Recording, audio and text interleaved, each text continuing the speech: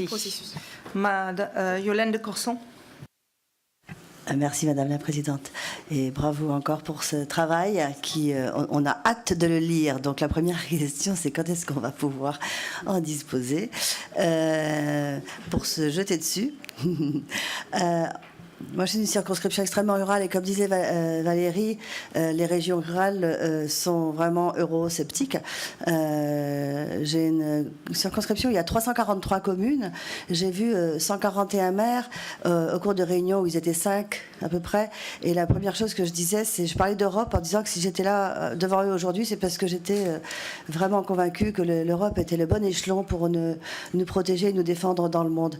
Moi, ce que je pense, c'est qu'il y a quand même beaucoup de... Très pragmatiquement, comme on dirait en espagnol, chico pajarillo, chico nidillo, c'est petit oiseau égale petit nid. Donc je pense qu'il faut se donner des petits objectifs très concrets jusque-là. Et je pense qu'on aura réussi si on a un grand taux de participation aux élections.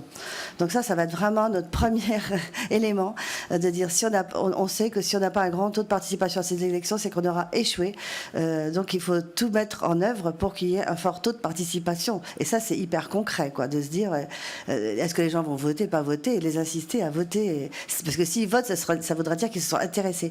Et je pense qu'une des premières échelons, parce qu'on parlait des parlementaires, des élus, etc., qu'est-ce qu'on pourrait faire, justement, pour associer nos collègues ici à l'Assemblée nationale, déjà, parce que je ne suis pas convaincue que tous connaissent très très bien le fonctionnement, même moi non plus, je ne connais pas, c'est depuis que je suis dans cette commission que je connais mieux, hein, mais comment les associer, comment faire très vite quelque chose pour leur présenter peut-être en priorité ce rapport et ce qu'on attend d'eux.